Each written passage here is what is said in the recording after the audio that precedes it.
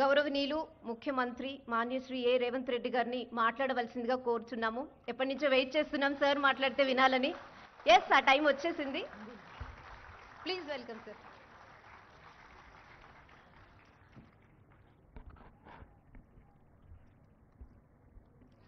G news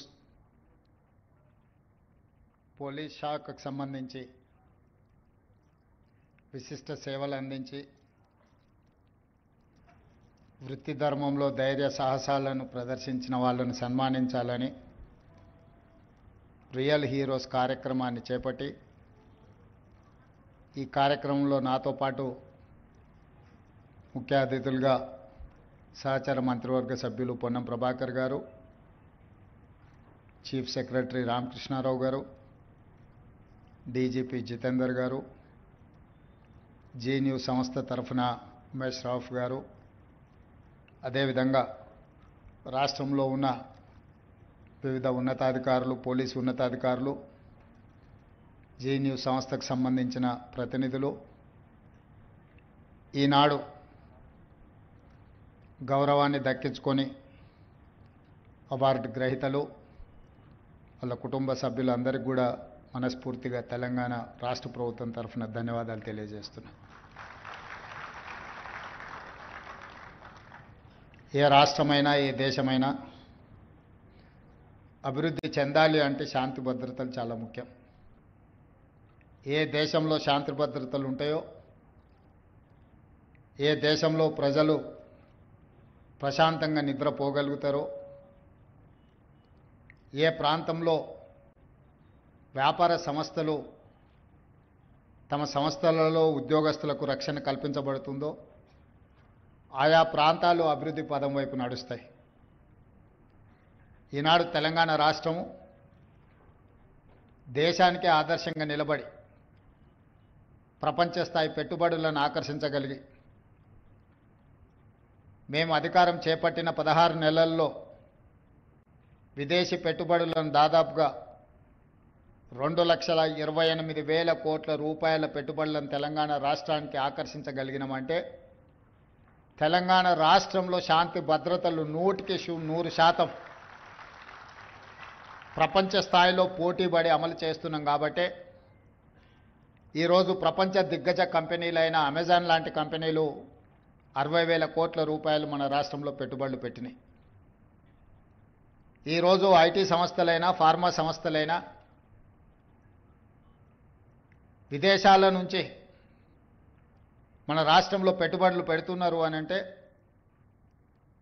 ఈ రాష్ట్రం ప్రశాంతంగా, ఈ రాష్ట్రంలో శాంతి భద్రతలు ఉన్నాయి కాబట్టే ఆయా సంస్థలు మన రాష్ట్రంలో పెట్టుబడులు పెట్టినాయి.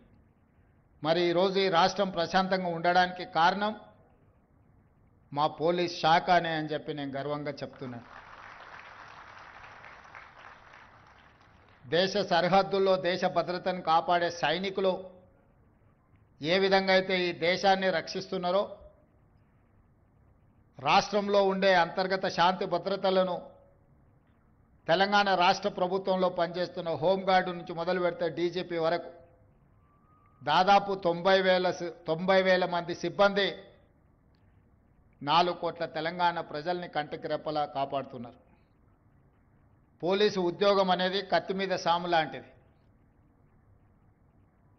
23 గంటల 59 నిమిషాలు మీరు అప్రమత్తంగా ఉన్నా, 1 నిమిషం కనుమూసి తెరిచేంత నిర్లక్ష్యం వహించినా కూడా జరగరాని అవాంతరాలు ఏదైనా జరిగితే మొత్తం పోలీస్ వ్యవస్థకే చెడ్డ పేరు వచ్చే విధంగా చర్చ జరుగుద్ది. ఎంత మీరు నిబద్ధతతో, ఎంత కష్టంతో పనిచేసినా ఎక్కడో ఒక దగ్గర పోలీసులు విమర్శను ఎదుర్కొంటూనే ఉంటారు. దానికి 1%, 2% మన శాఖలోనూ ఉన్న సిబ్బంది నిర్లక్ష్యమో, అవగాహన లోపం వల్ల జరిగే చర్చలే అప్పుడప్పుడు పోలీసు సిబ్బంది మీద కొంత అనుమానాలను రేకెత్తించడానికి అవకాశం ఉన్నది. కానీ అలాంటి అనుమానాలు, అక్కడక్కడ జరిగే అవమానాలను కూడా దిగమింగుకొని ఉద్యోగ ధర్మంలో, విధి నిర్వహణలో పోలీసులు 100% కష్టిస్తున్నారు. కాబట్టే ఈరోజు ప్రశాంతంగా తెలంగాణ రాష్ట్రం ఉన్నది అని చెప్పి నేను రాష్ట్ర ముఖ్యమంత్రిగా హోంశాఖ నా ఆధ్వర్యంలోనే ఉంది. ఈరోజు నేను అధికారికంగా చెప్పగలుగుతున్నా. అందుకే ఈరోజు రాష్ట్ర ప్రభుత్వ విధి నిర్వహణలో ఉన్న ఐపీఎస్ అధికారులు ఏదైనా దుర్ఘటన కానీ అనుకోని సంఘటనలో మరణిస్తే వారిని ఆదుకోవడానికి 2 కోట్ల రూపాయలు ఐపీఎస్ అధికారులకు ఏదైనా జరగరాని సంఘటన జరిగితే ఆదుకోవడానికి నేను వచ్చిన తర్వాత 2 కోట్ల రూపాయల కుటుంబానికి ఇవ్వాలి అని ఈరోజు మనం నిర్ణయం తీసుకున్నాం. అడిషనల్ ఎస్పీ డిఎస్పీ స్థాయి అధికారులకు ఏదైనా జరిగితే 1.5 కోటి రూపాయలు ఇవ్వాలి అని, అదేవిధంగా మిగతా సిబ్బందికి కూడా మనం ఏ ప్రాణ నష్టం జరిగినా అనుకోకుండా ఏదైనా అవాంతరాలు జరిగి అంగవైకల్యం వచ్చినా శాశ్వతంగా కుటుంబాలను ఆదుకోవడానికి ఈరోజు తెలంగాణ రాష్ట్ర ప్రభుత్వం ప్రణాళికలను సిద్ధం చేసింది. ఏ సంఘటన జరగకూడదు, అందరూ బాగుండాలనే ఆలోచన, అనుకోకుండా ఏదైనా జరిగినప్పుడు ఆ కుటుంబాలను ఆదుకోవాలి, మానవత్వంతో మానవీయ కోణంలో మనం నిర్ణయాలు తీసుకోవాలని నేను వచ్చిన తర్వాత సమీక్ష చేసి నిర్ణయాలను తీసుకోవడం జరిగింది. ఇదే కాకుండా ఈరోజు విధి నిర్వహణలో అన్ని శాఖలకు సంబంధించిన సిబ్బంది ఉదయం 10 గంటలకు ఆఫీస్కి వస్తే సాయంత్రం 5 గంటలకు 6 గంటలకు 7 గంటల లోపల ఇంటికి చేరుకుంటారు. తమ కుటుంబ సభ్యులను, తల్లిదండ్రులను, భార్య బిడ్డలనే కాదు, తమ పిల్లలు ఎక్కడ చదువుకుంటున్నారో, ఎలాంటి చదువులు నేర్చుకుంటున్నారో, అవసరమైన పాఠశాలల్లో, కాలేజీల్లో వాళ్ళ చదువులకు తల్లిదండ్రులు సమయాన్ని కేటాయించి వాళ్ళ పిల్లలను చదివించుకోవడానికి అవకాశం ఉంది. కానీ పోలీస్ శాఖ, పోలీస్ సిబ్బంది తమ కుటుంబ యోగక్షేమాల మీద, తమ పిల్లల చదువుల మీద దృష్టి పెట్టలేనంత సమయాన్ని ప్రజాసేవలోనే కేటాయిస్తున్నారు. ప్రభుత్వ ఉద్యోగస్తుల్లో 24 గంటలలో 18 గంటలు నిరంతరం పనిచేసే శాఖ ఏదైనా ఉన్నది అనంటే అది పోలీస్ శాఖనే. అయినా వాళ్ళకి ఇవ్వాల్సినంత గుర్తింపు, రావాల్సినంత గౌరవంలో కొంత లోపం ఉన్నది. వాళ్ళు నిరంతరం పనిచేసిన వాళ్ళ కుటుంబ సభ్యులు వాళ్ళ పిల్లల చదువుల మీద ప్రత్యేకమైన శ్రద్ధ చూపించడానికి తల్లిదండ్రులకు అవకాశం లేదు. అందుకే మన ప్రభుత్వం వచ్చిన తర్వాత మీ జీతభత్యాలు, మీ ఉద్యోగ నియామకాలు, మీ రిటైర్మెంట్ బెనిఫిట్స్నే కాదు, మీ పిల్లల భవిష్యత్ కోసం యంగ్ ఇండియా పోలీస్ స్కూల్ని మనం ఈరోజు స్టార్ట్ చేసుకున్నాం. దేశంలోనే ఆదర్శంగా నిలబడాలి. హోంగార్డు నుంచి డీజీపీ వరకు మీ పిల్లల చదువులు కార్పొరేట్ విద్యలో కార్పొరేట్ సంస్థలతో పోటీ పడే విధంగా తీర్చిదిద్దాలి అని మంచిర్యాలలో అత్యంత ఖరీదైన ప్రాంతం, ఇన్ఫోసిస్, మైక్రోసాఫ్ట్ లాంటి దిగ్గజాలైన ఐటీ కంపెనీలు ఎక్కడైతే ఉన్నాయో 50 ఎకరాల స్థలం ఈరోజు మీ పోలీస్ స్కూల్ కోసం కేటాయించి ఒక కార్పొరేట్ లెవెల్ విద్యను మీకు అందించడానికి రాష్ట్ర ప్రభుత్వం తీసుకొని ఈ అకాడమిక్ ఇయర్లోనే ఈసారి అడ్మిషన్లను మొదలుపెట్టినాం. నేనే స్వయంగా వెళ్ళి ఆ స్కూల్ ప్రారంభోత్సవ కార్యక్రమంలో పాల్గొన్నాం. ఈరోజు సివి ఆనంద్ గారు, ఇతర ఉన్నతాధికారులు అందరూ కూడా ప్రత్యేకంగా దాన్ని పర్యవేక్షిస్తున్నారు. ఎందుకు అనంటే ఎవరమైనా ప్రజాప్రతినిధులమైనా, పోలీసు అధికారులైనా, ప్రభుత్వ సిబ్బంది అయినా మనం ఏమి చేసినా మన పిల్లల భవిష్యత్తు కోసం వాళ్ళకు ఒక మంచి సమాజంలో గౌరవాన్ని, మంచి విద్యను, ఉద్యోగాన్ని, ఒక సత్ప్రవర్తన కలిగిన పౌరులుగా తీర్చిదిద్దాలనేదే మన ఆలోచన. మనం ఎంత కష్టపడ్డా, మనం ఎంత కృషి చేసినా చివరికి మన ఆలోచన, మన విధానము మన పిల్లల యొక్క భవిష్యత్తే. మరి ఈరోజు పోలీస్ సిబ్బంది పూర్తి సమయాన్ని శాంతి భద్రతలను కాపాడంలో, ప్రజా జీవితంలో పెట్టినప్పుడు వాళ్ళ పిల్లల కోసం ఒక మంచి విద్యా విధానాన్ని తీసుకురావాలనే ఈరోజు రాష్ట్ర ప్రభుత్వం యంగ్ ఇండియా పోలీస్ స్కూల్ని స్టార్ట్ చేసుకున్నాం. మనం నేషనల్ డిఫెన్స్ అకాడమీ ఎన్డీఏలో చదువుకున్న వాళ్ళు గర్వంగా మేము ఎన్డీఏ స్కూల్లో చదువుకున్నామంటారు. సైనిక్ స్కూల్లో చదువుకున్న వాళ్ళు ఈరోజు మేము సైనిక్ స్కూల్ స్టూడెంట్ అని వాళ్ళు చెప్పుకుంటున్నారు. హెచ్పిఎస్ స్కూల్లో చదువుకున్న వాళ్ళు ఈరోజు మేము హెచ్పిఎస్ అని చెప్పుకుంటున్నారు. అందుకే ఈరోజు ఇక్కడ ఉన్న అధికారులను, పోలీస్ సిబ్బందిని నేను అడుగుతున్నా, ఎన్డీఏలో కానీ, సైనిక్ స్కూల్లో కానీ, హెచ్పిఎస్లో చదువుకున్న ఆ పిల్లలు గర్వంగా వాళ్ళ స్కూల్ పేరు చెప్పుకున్నప్పుడు మన పోలీస్ స్కూల్లో చదువుకున్న పిల్లలు ఎందుకు గర్వంగా మేము పోలీస్ స్కూల్ నుంచి వచ్చినామని చెప్పుకునే విధంగా, తలెత్తుకునే విధంగా ఈరోజు మనం తీర్చిదిద్దాలన్న ఆలోచనతోనే యంగ్ ఇండియా పోలీస్ స్కూల్ని మనం స్టార్ట్ చేసుకున్నాం. మీ పిల్లలందరినీ వీలైనంత మేరకు అక్కడ చదివించుకోండి. అవసరమైన అన్ని వసతులను ఇచ్చే బాధ్యత నాది. ఆ పిల్లలను ఉత్తమ పౌరులుగా తీర్చిదిద్ది ఈ సమాజంలో డాక్టర్లుగా, లాయర్లుగా, ఇంజనీర్లుగా, ఐఏఎస్లుగా, ఐపీఎస్లుగా, ప్రజాప్రతినిధులుగా, రాష్ట్రానికి నాయకత్వం వహించే నాయకులుగా పోలీస్ స్కూల్ నుంచి తీర్చిదిద్దాలనేదే నా ఆలోచన, నా విధానం.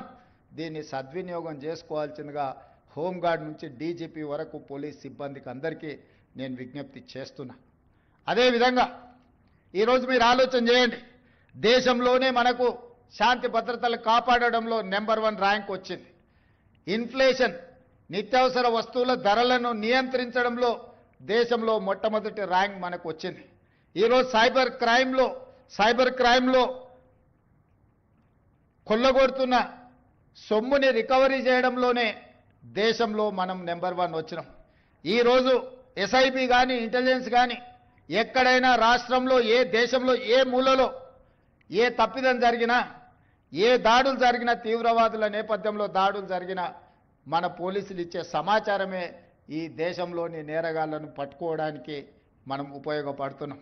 ఇదే కాదు, ఈరోజు ఇంతకుముందు భరత్ చెప్పినట్టుగా డ్రగ్స్ ఇది ఒక పెద్ద మహమ్మారిగా మారింది. ఇవాళ ఏదో శ్రీమంతుల పిల్లలే కాదు, మధ్యతరగతి, దిగువ తరగతి పిల్లలు కూడా డ్రగ్స్లో కొకైన్ కానీ, గంజాయి కానీ, ఇతర మాదక ద్రవ్యాలు అత్యధికంగా వినియోగిస్తున్నారు. ఎక్కడోనో పబ్బులలోనో లేకపోతే కాలేజీల్లో కాదు, ఈరోజు ఈ విష సంస్కృతి పాఠశాలలకు కూడా విస్తరించింది.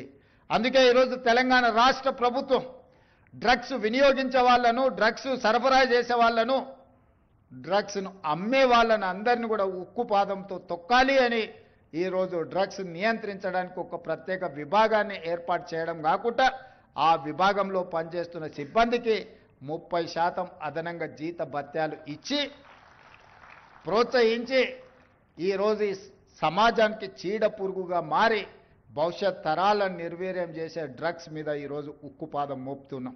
అదేవిధంగా సైబర్ క్రైమ్, ఒకప్పుడు దొంగతనాలు చేయాలన్నా, దోపిడీ చేయాలన్నా దొంగలు మన ఇంటికి రావాలి, మన తలుపులో, మన కిటికీలో పగలగొట్టాలి, మన త్రిజోరీలు ఓపెన్ చేసి తీసుకెళ్ళాలి. ఇప్పుడు నేరం మారింది, స్వరూపం మారింది. మన ఇంట్లో, మన జేబులో ఉండే సెల్ ఫోనే వాడు త్రిజోరీని పగలగొట్టినట్టుగా మన లోపలికి వచ్చి ఎక్కడో కూర్చొని, పక్క ఊర్లోనో పక్క దేశంలోనో కూర్చొని డైరెక్ట్గా మన ఖజానాలకు వచ్చి దొంగతనం చేస్తున్నాడు. ఒకప్పుడు దొంగతనం చేయాలంటే చాలా కష్టమైన పని. తలుపులు బద్దలు కొట్టాలి, లేకపోతే ఇంట్లో ఉన్న వాళ్ళ తలలు పగల కొడితే కానీ దొంగతనం చేసే అవకాశం ఉండేది కాదు దొంగలకు. ఈరోజు ఏమీ లేదు, నీ జేబులో ఉన్న సెల్ ఫోన్లకు ఒకసారి దూరితే చాలు నీ దగ్గర ఉన్న ఖజానాన్ని మొత్తాన్ని కొల్లగొట్టే పరిస్థితులు వచ్చినాయి. నేరం మారింది, నేరగాళ్ళు మారిండ్రు. మరి నేరం మారినప్పుడు, నేరగాళ్ళు మారినప్పుడు, నేర విధానం మారినప్పుడు పోలీసు వ్యవస్థలో కూడా సమూలమైన మార్పులను తీసుకొచ్చి దానికి తగ్గట్టుగా, దొంగలకు తగ్గట్టుగా దొంగలను నియంత్రించే విధంగా పోలీసు వ్యవస్థను ఈరోజు తీర్చిదిద్దుకోవాలనే ఈరోజు సైబర్ క్రైమ్ విభాగాన్ని కూడా మనం బలోపేతం చేసినాం. అందుకే ఈరోజు దేశంలో ఎక్కడ ఏది జరిగినా మన సైబర్ క్రైమ్ డిపార్ట్మెంట్ ఈరోజు దేశానికి ఆదర్శంగా నిలబడే విధంగా ఈరోజు నేరగాళ్లను పట్టుకునే ప్రయత్నం చేస్తున్నాం. కానీ ఇది ఏదో ఒక రోజు ఒక గంట పనిచేస్తే కాదు, నిరంతరం 24 గంటలు అప్రమత్తంగా ఉండాలి. డ్రగ్స్ విషయంలో, సైబర్ క్రైమ్ విషయంలో ఈరోజు పోలీసులు ఇంకా నైపుణ్యాన్ని నేర్చుకోవాల్సిన అవసరం ఉన్నది. నేరం జరిగిన తర్వాత పట్టుకోవడం కాదు, నేరం జరగకుండా నియంత్రించాల్సిన బాధ్యత కూడా మన మీదనే ఉన్నది. నేరం జరిగిన తర్వాత పట్టుకోవడం కంటే నేరం జరగకుండా నియంత్రించడంలోనే మనం విజయం సాధించాల్సిన అవసరం ఉన్నది. ఆ దిశగా మన పోలీస్ వ్యవస్థను మన అధునాతనీకరించుకోవడమే కాకుండా దీన్ని అభివృద్ధి చేసుకోవాలి. సాంకేతిక నైపుణ్యాన్ని మనం సాధించుకోవాల్సిన అవసరం ఉంది. ఆ దిశగా పోలీసు ఉన్నతాధికారుల నుంచి హోంగార్డ్ వరకు సేవలు అందించాలి. ఈరోజు ఆ విధంగా విధి నిర్వహణలో అద్భుతంగా ఎవరైతే పనిచేసిండ్రో ఆ సిబ్బందిని అందరిని కూడా సన్మానించడం అనేది, మనందరం వాళ్ళని గుర్తించడము, ఈ రాష్ట్ర ప్రభుత్వం, ఈ పోలీస్ శాఖ మొత్తం మీకు అండగా నిలబడుతుంది, మిమ్మల్ని వెన్ను తడుతుంది, మీరు చేసిన మంచి పనిని అభినందిస్తుందని సందేశాన్ని ఇవ్వడం కోసమే ఈరోజు ప్రత్యేకంగా నేను ఈ కార్యక్రమంలో పాల్గొన్నాను. ఎందుకంటే ఈ ప్రభుత్వంలో పనిచేసే ప్రతి ఉద్యోగిని గౌరవించాల్సిన బాధ్యత వాళ్ళ హక్కులను కాపాడవలసిన బాధ్యత ఈ తెలంగాణ రాష్ట్ర ముఖ్యమంత్రిగా నా మీద ఉన్నది. అందుకే ఈరోజు ఈ కుటుంబాలను అన్నిటిని కలుసుకొని పోలీస్ శాఖను ప్రత్యేక దృష్టితో చూస్తాం, మీ సమస్యల్ని పరిష్కరిస్తామని తెలియజేయడమే ఈరోజు ఈ ప్రభుత్వం యొక్క ముఖ్య ఉద్దేశం. అందుకే ఈ కార్యక్రమంలో మీ ముఖ్యమంత్రిగా నేను పాల్గొనడం జరిగింది. అదేవిధంగా అప్పుడప్పుడు కొన్నిసార్లు పొద్దున్నే పేపర్లు చూడంగానే కొన్ని సర్ప్రైజ్ వార్తలు కనిపిస్తుంటాయి. ఈరోజు ఉదయం పేపర్ తెరవంగానే ఇక సమరమే అని ఒక వార్త చదివిన. ఎవరయ్యా వీళ్ళు, ఏమన్నా మన రాష్ట్రానికి సంబంధించిన వాళ్ళు కాదేమో, ఇంకెవరైనా మన మీద సమరం ప్రకటించారా అని చదివితే ప్రభుత్వ ఉద్యోగాల సంఘాల నాయకులని కింద పేర్లని చదివిన. నేను దయచేసి ఉద్యోగ సంఘాల నాయకులకు విజ్ఞప్తి చేస్తున్నా, ఈ రాష్ట్రం మీది, ఈ ప్రభుత్వం మీది, మీరందరు కలిసి ఎన్నుకుంటేనే మేము అందరం ఇక్కడ ఉన్నాం. ఈరోజు ప్రజలు, ప్రభుత్వ ఉద్యోగస్తులు కావచ్చు, ప్రజాప్రతినిధులు కావచ్చు, మన అందరం కలిస్తే 2%, ప్రభుత్వంలో పనిచేసే ప్రతి ప్రభుత్వ ఉద్యోగి లెక్క కడితే 3.5 లక్షలు ఉంటారు దాదాపుగా. ఒక 3 లక్షల మంది కాంట్రాక్ట్ అవుట్సోర్సింగ్ ఉద్యోగస్తులు ఉంటారు. ఇంకొక 3 లక్షల మంది రిటైర్డ్ అయిన వాళ్ళు ఉంటారు. వీళ్ళు 9 లక్షలు దాదాపుగా ఈ సిబ్బంది ఉండే అవకాశం ఉంది. ఈ 9 లక్షల మంది 4 కోట్ల తెలంగాణ ప్రజల యొక్క సంక్షేమము, అభివృద్ధి, రాష్ట్రం యొక్క శాంతి భద్రతలను, పెట్టుబడులను అన్నిటిని కాపాడాలి. ఈ 3%, 2.5-3% ప్రజాప్రతినిధులు కావచ్చు, ప్రభుత్వ ఉద్యోగులు కావచ్చు, రిటైర్డ్ ఉద్యోగస్తులు కావచ్చు, కాంట్రాక్ట్ ఉద్యోగులు కావచ్చు, లేకపోతే అవుట్సోర్సింగ్ ఉద్యోగస్తులు కావచ్చు, వీళ్ళందరికీ జీత భత్యాలు ఇచ్చి ప్రభుత్వంలో పనిచేసే వాళ్లకు 35 సంవత్సరాలు, ప్రజాప్రతినిధులకు ప్రతి 5 సంవత్సరాలకు ఒకసారి ప్రభుత్వాలను ఎన్నుకునే విధం ప్రజలు మనకు అవకాశం ఇస్తారు. ఈరోజు మీరు ప్రకటించిన సమరం 98% ప్రజల మీద నేను అడగదలుచుకున్న ఉద్యోగ సంఘస్థులు. ఇవాళ ప్రతి ఉద్యోగి 10 సంవత్సరాలు తెలంగాణ రాష్ట్రంలో ఏనాడు 1వ తారీఖు నాడు జీతాలు తీసుకోవాలి. ఇక్కడనే మీరున్నారు, మీరు ఒక్కసారి ఆలోచన చేయండి, గుండెల మీద చేయబెట్టుకొని. తెలంగాణ రాష్ట్రం ధనిక రాష్ట్రంగా ఏర్పడి 72,000 కోట్ల రూపాయల అప్పు ఆనాడు, ఇప్పుడే నేను రామకృష్ణారావు గారిని అడిగిన, దాదాపుగా 9 సంవత్సరాల నుంచి ఫైనాన్స్ సెక్రటరీగా వారే పనిచేస్తున్నారు. తెలంగాణ రాష్ట్రం వచ్చినప్పుడు మనం కడుతున్న అప్పు అసలు మిత్తి ఎంత అంటే నెలకు 500-600 కోట్ల రూపాయలు సార్. సంవత్సరానికి ఒక 6,000 నుంచి 6,500 కోట్ల రూపాయలు మనం అప్పు కట్టేది తెలంగాణ రాష్ట్రం జూన్ 2, 2014 నాడని రామకృష్ణారావు గారు చెప్పారు. ఇప్పుడు నేను అడిగిన ఇప్పుడెంత కడుతున్నామని అంటే 16 నెలలు, డిసెంబర్ 7, 2023 నుంచి మార్చి 31, 2025 నాటికి 1,52,000 కోట్ల రూపాయల అప్పులు అసలు మిత్తి కట్టినాం సార్. మనం తెచ్చిన అప్పు 1,58,000 కోట్లు. 1,58,000 కోట్లు 16 నెలల్లో మనం అప్పు తెస్తే పోయినైనా చేసిన అప్పుకు అసలుకు మిత్తికి కలిపి 1,52,000 కోట్ల రూపాయలు మనం కట్టినాం సార్. తెచ్చిన ఏ ఒక్క రూపాయి కూడా ప్రజా సంక్షేమానికో, ప్రభుత్వ ఉద్యోగస్తుల కోసం మేము ఆడలేదు.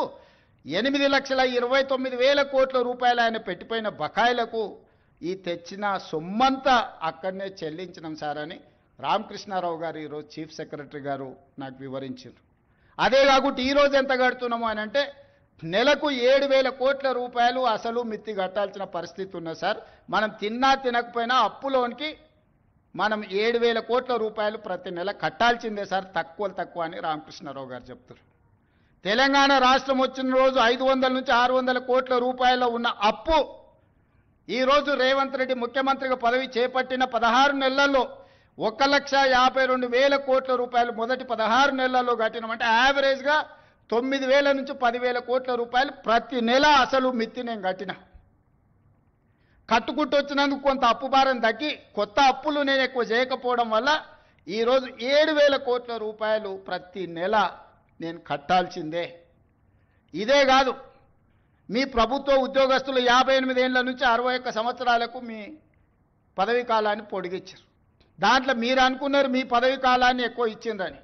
రిటైర్మెంట్ బెనిఫిట్స్ ఇవ్వాల్సి వస్తుందని 3 ఏళ్ళు పెంచండి. ఇప్పుడు ఈ మధ్యకాలంలో అత్యధికంగా రిటైర్ అయినరు వారు పోతా మీ రిటైర్మెంట్ బెనిఫిట్స్ను మీకు ఇవ్వకుండా బకాయి పెట్టింది ఎంత అంటే 8,500 కోట్ల రూపాయలు. ఈరోజు నెల మీకు జీతాలు ఇవ్వడం ఒక ఎత్తు అయితే రిటైర్డ్ ఉద్యోగస్తులకు 3 లక్షల మందికి పెన్షన్లు ఇవ్వడం రెండో ఎత్తు అయితే, రిటైర్డ్ అయిపోయిన ఉద్యోగస్తులకు వాళ్ళ రిటైర్మెంట్ బెనిఫిట్స్ ఏవైతే ఉన్నాయో, ప్రావిడెంట్ ఫండ్ కావచ్చు, ఇతర బెనిఫిట్స్ మీరు దాచుకునే సొమ్మది ప్రభుత్వం కొంత కలిపి మీకు ఇవ్వాలి. దాదాపుగా 9,000 కోట్ల రూపాయలు బకాయిలు పెట్టిపోయింది. ఇవాళ రిటైర్డ్ ఉద్యోగస్తులు ధర్నా చేస్తున్నారు, లేకపోతే మా బెనిఫిట్స్ వస్తలేవని అంటున్నారని కొంతమంది ఏదైతే కొన్ని రాజకీయ పార్టీలు ఆరోపణ చేస్తున్నాయో అవన్నీ మీరు మాకు వారసత్వంగా ఇచ్చిపోయిన మొండి బకాయిలు. ఇవాళ వాటిని ఒక పక్కన క్రోడీకరిస్తూ క్రమబద్ధీకరిస్తూ ఈరోజు గతంలో ఉన్న సంక్షేమ పథకాలు ఏవైతున్నాయో, పెన్షన్లు ఆపలేదు, రైతు భరోసా ఆపలేదు, షాదీ ముబారక్ ఆపలేదు, కళ్యాణ లక్ష్మి ఆపలేదు. ఇట్లా చెప్పుకుంటూ వెళ్తే గత ప్రభుత్వం ఇచ్చి సంక్షేమ పథకాలు ఏవైతే కొనసాగించిందో, రైతుకి 24 గంటలు ఉచిత విద్యుత్ ఆపలేదు.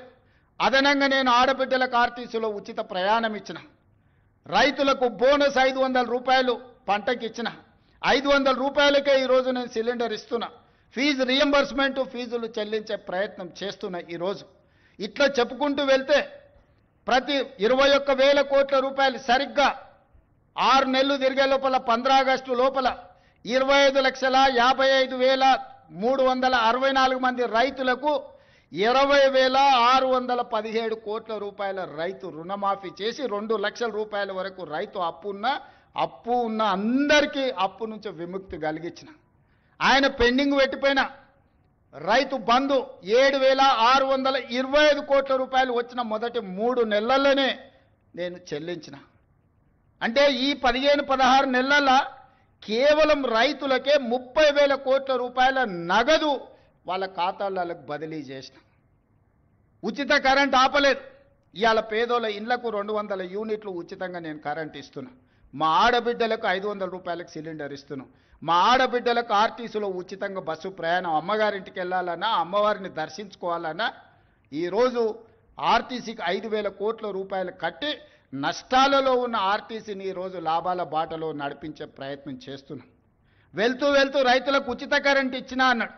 విద్యుత్ శాఖకు దాదాపుగా ఈ ఉచిత కరెంటు పేరు మీద 1,000 కోట్ల రూపాయలు బకాయిలు పెట్టిపోయాడు. ఈ విద్యుత్ శాఖ కోసం సింగరేణిలో బొగ్గు కొన్నాడు.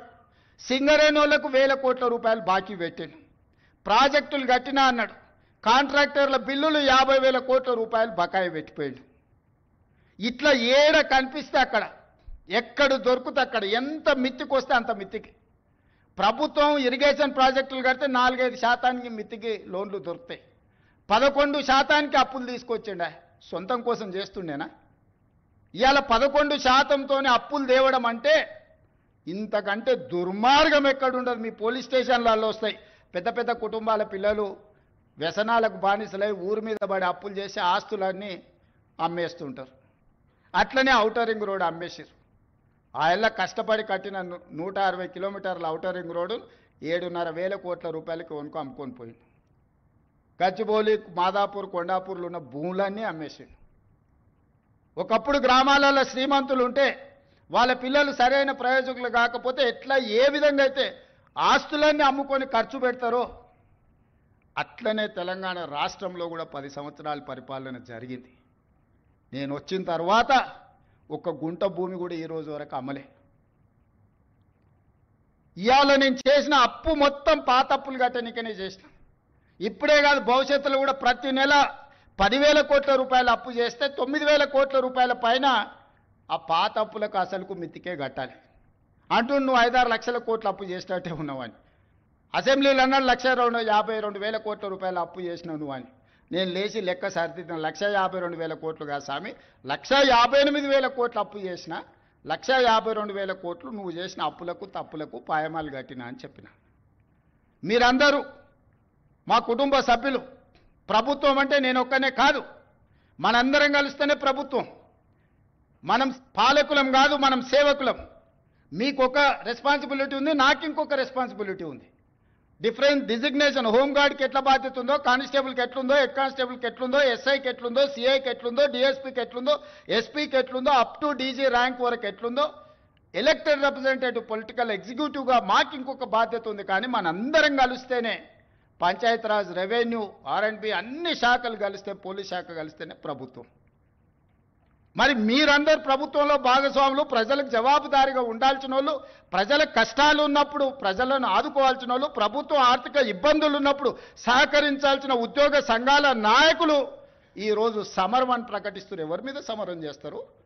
ఎవరిని మీరు ఈరోజు ఎవరిని నిందించదలుచుకున్నారు? ఎవరిని కొట్టదలుచుకున్నారు? ఎవరి మీద మీరు యుద్ధం ప్రకటిస్తున్నారని నేను సంఘాల నాయకులను అడగదలుచుకున్నా. మీకు బాధ్యత లేదా? 35 సంవత్సరాలు ప్రజలు మన జీత భత్యాలు ఇచ్చి రిటైర్ అయిపోయిన తర్వాత మనకు పెన్షన్ కూడా ఇచ్చి మన కుటుంబాలను ఆదుకుంటున్న 98% ప్రజల యొక్క పెన్షన్లు కానీ, రైతు రుణమాఫీ కానీ, రైతు భరోసా కానీ, ఉచిత కరెంటు కానీ, షాదీ ముబారక్ కానీ, కళ్యాణ లక్ష్మి కానీ, ఆర్టీసీలో ఆడబిడ్డలకు ఉచిత ప్రయాణం కానీ, ఇవన్నీ చేయాల్సిన బాధ్యత ప్రభుత్వ ఉద్యోగ సంఘాల నాయకుల మీద లేదా? ప్రజాప్రతినిధుల మీద మాత్రమే ఉన్నదా? మాకే కాదు, మీకు కూడా వాళ్ళే జీతభత్యాలు ఇస్తున్నారు. మీకు ఉద్యోగాలు ఇచ్చింది కూడా ఈ ప్రజలే కదా. మీకు ఉద్యోగాలు ఇచ్చిన వాళ్ళే మాకు ఉద్యోగాలు ఇచ్చారు. మనందరం కలిస్తేనే ప్రభుత్వం. దయచేసి ఉద్యోగ సంఘాల మిత్రులకు, నాయకులకు నేను విజ్ఞప్తి చేస్తున్నా. ఇది ప్రజాప్రభుత్వం, ప్రజల కోసం పనిచేస్తున్న ప్రభుత్వం. ఏదైనా విషయం ఉంటే చర్చించండి, మాట్లాడుకుందాం. ఈరోజు కూడా నేను స్పష్టంగా చెప్తున్న వేదిక మీద నుంచి, ప్రతి నెల ఈ తెలంగాణ రాష్ట్ర ప్రభుత్వానికి వస్తున్న ఆదాయం 18,000 నుంచి 18,500 కోట్లు. కానీ ప్రతి నెల నాకు కనీస అవసరాలు తీర్చడానికి 22,500 కోట్ల రూపాయలు కావాలి. ఈరోజు మీకు ఇచ్చే జీతాలు కానీ, మీ పెన్షన్స్ కానీ, లేకపోతే ఈరోజు సంక్షేమ పథకాలు కానీ, రాష్ట్రంలో ఉన్న పనులు చేయడానికి 22,500 కోట్ల రూపాయలు కావాలి. 4,000 కోట్ల రూపాయలు ప్రతి నెల ఆదాయం తక్కువ ఉంది. అప్పుడప్పుడు ఆశా వర్కర్లు అంటుంటారు మా జీతం రాలేదని, ఇంకోసారి అంగన్వాడీ వాళ్ళు అంటుంటారు, ఇంకోసారి అవుట్సోర్సింగ్ వాళ్ళు అంటుంటారు. మా రామకృష్ణారావు గారు, మా బట్టి విక్రమార్క గారు చేస్తున్నది ఏంటంటే, ఓ నెల ఈయన కాపీ ఆయనకి ఇస్తుండు, ఒక నెల ఈయన కాపీ ఆయనకి ఇస్తుండు, అడ్జస్ట్మెంట్ బడ్జెట్ పద్మనాభం పనులు చేస్తున్నారు. ఉన్నది 18,500 కోట్లే. 18,500 కోట్లల్లో ఈరోజు 7,000 కోట్ల రూపాయలు అప్పుకు పోయింది. 5,000 నుంచి 5,500 కోట్ల రూపాయలు మీ జీత భత్యాలకు పోయింది. 13,000 కోట్లు పోయిన తర్వాత నా చేతిలో మిగులుతున్నది 6,000 కోట్లు నికరంగా. ఈ 6,000 కోట్ల పెన్షన్ ఇవ్వాలన్నా, వృద్ధాప్య పెన్షన్ ఇవ్వాలన్నా, రైతు రుణమాఫీ చేయాలన్నా, రైతు భరోసా ఇవ్వాలన్నా, షాదీ ముబారక్ ఇవ్వాలన్నా, కళ్యాణ లక్ష్మి ఇవ్వాలన్నా, ఫీజు రియంబర్స్మెంట్ కట్టాలన్నా, ఏమేం పథకాలు చేయాలి? ఈ అన్ని పథకాలు చేయాలంటే నాకు 22,000 కోట్ల చిల్లర కావాలి.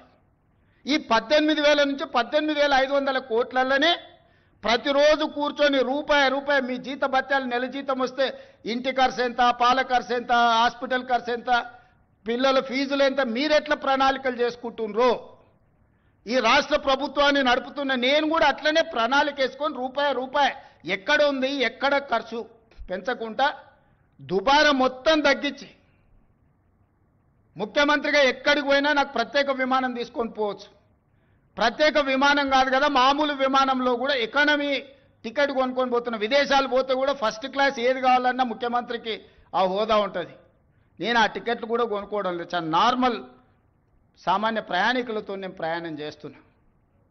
ప్రతి దగ్గర మా ఖర్చులను తగ్గించుకొని, నియంత్రించుకొని, నేను ఎవరికి చెప్పలే ఈరోజు వరకు. ఎందుకు చెప్పలేదంటే అదేదో చెప్పుకుంటే గొప్పలాగా ఉంటే, బాధ్యతగా భావించి దుబారా తగ్గించి ప్రజలకు చేయగలిగింది చేసి, ప్రభుత్వ ఉద్యోగస్తులకు మొదటి తారీఖు నాడు జీతం ఇవ్వకపోతే ఆ కుటుంబాలు ఎట్లా నడుస్తాయని నేను ముఖ్యమంత్రి పదవి చేపట్టిన నా నుంచి రామకృష్ణారావు ఏది ఏమైనా అక్కడ సూర్యుడు ఇక్కడ మొలిచినా మొదటి తారీఖు నాడు మన ఉద్యోగస్తులకు జీతాలు ఇవ్వాలని, ఈ 16 నెలలు మీకు జీతాలు ఇచ్చిన మీరే కదా ప్రత్యక్ష సాక్షి.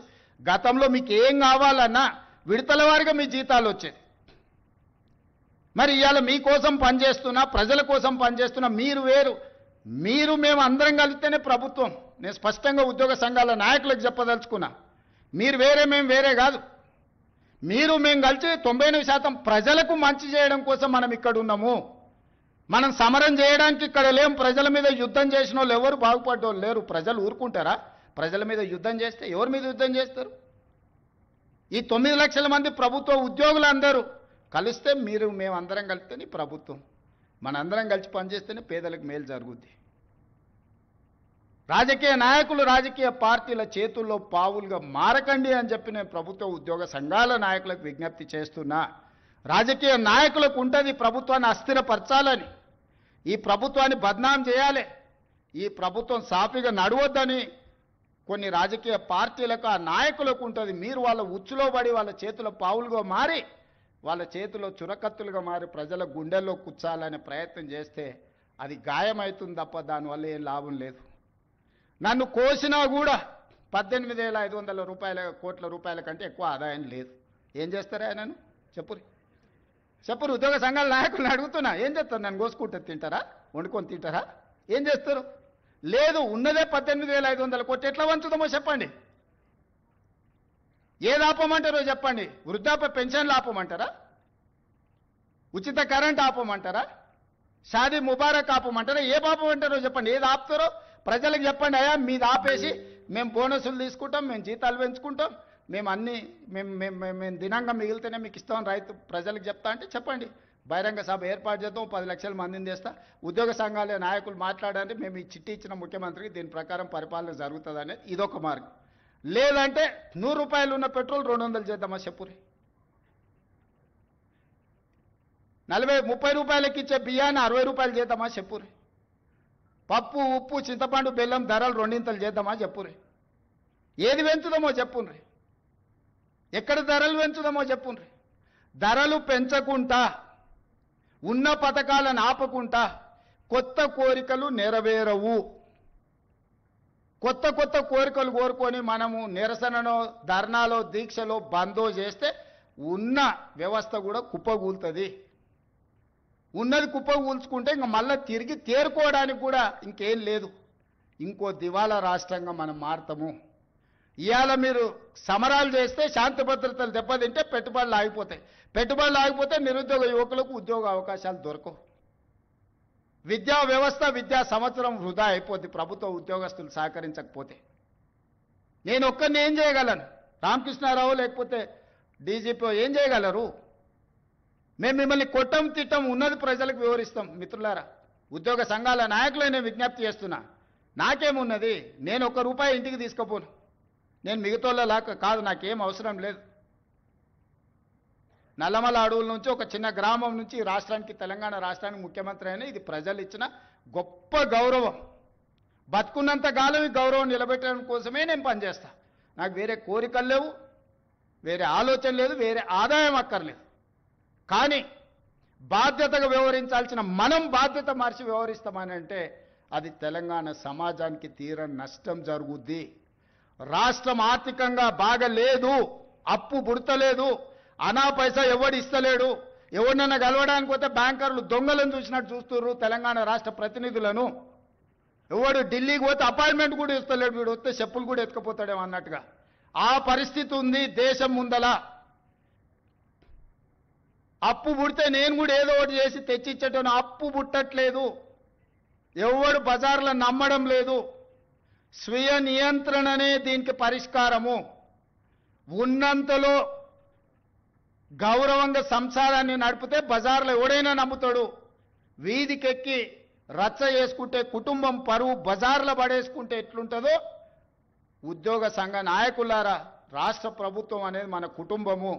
ఈ పరువును బజార్లో మీరు పడేస్తాము అని అంటే కుటుంబ పెద్దగా వద్దు అని నేను విజ్ఞప్తి చేస్తున్నా. దయచేసి విషయాన్ని అర్థం చేసుకోండి. లెక్కలు కావాలంటే మా ఆర్థిక మంత్రికి చెప్తా, లేకపోతే మా చీఫ్ సెక్రటరీకి చెప్తా, వచ్చి కూర్చోండి. అనా పైసతో సహా మీరే లెక్క కట్టండి. నేను చెప్తున్న దానికంటే ₹1 ఆదాయం ఎక్కువనా మీకే పంచిపెడతా. కాంట్రాక్టర్లకు బిల్లులు ఇవ్వాలంటే ఇంకొక 7,000 కోట్లు కావాలి. నేను చెప్పేది అన్ని నిత్యావసర అత్యవసరానికే 22,000 కోట్లు. దాంట్లోనే 4,000 కోట్ల తుట్టుంది.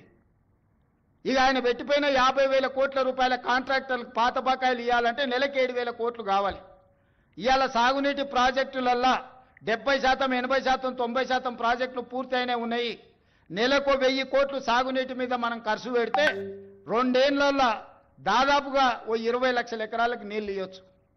ఇవాళ రాష్ట్రం మొత్తం నెలకు మొత్తం ఇన్ఫ్రాస్ట్రక్చర్ R&B కావచ్చు, పంచాయతీరాజ్ కావచ్చు, ఇరిగేషన్ కావచ్చు, any other department for development works I'm not able to spend even 1,000 crores. ప్రతి నెల రాష్ట్రంలో జరుగుతున్న కాంట్రాక్టులు పనులకు బిల్లులు చెల్లించాలంటే 1000 కోట్లు కూడా దొరకడం లేదు, 1000 కోట్లు కూడా రావడం లేదు. 600-700 కోట్ల రూపాయలు ఇచ్చి 10 ఏళ్ల నుంచి అయ్యని రోడ్లు ఊర్లలో ఇవాళ గుంతలు పడ్డాయి. మీరు కష్టపడి కారు కొనుక్కుంటారు, మీరు సైకిల్ మోటార్ కొనుక్కొని ఫ్యామిలీతో పోతుంటే సడన్గా గుంత వస్తే అందులో పడి కింద పడి కాలు ఇరిగిపోతుంది. ఇవాళ చిన్న చిన్న గ్రామాలకు రోడ్లు వేయాలంటే అనా పైస లేదు.